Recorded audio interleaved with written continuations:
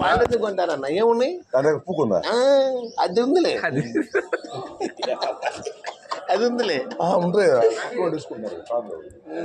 అవి కూడా మాకు తెలుసు అవి కూడా లాగాం ఏం కాదు వాళ్ళు కూడా ఇటు వాళ్ళతో బేరం వాళ్ళు అయిపోయింది రాత్రి మీటింగ్ పెట్టారంట మీటింగ్ పెట్టి ఫ్రెండ్ గారు చెప్పిందట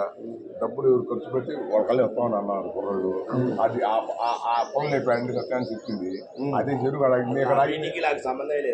లేదు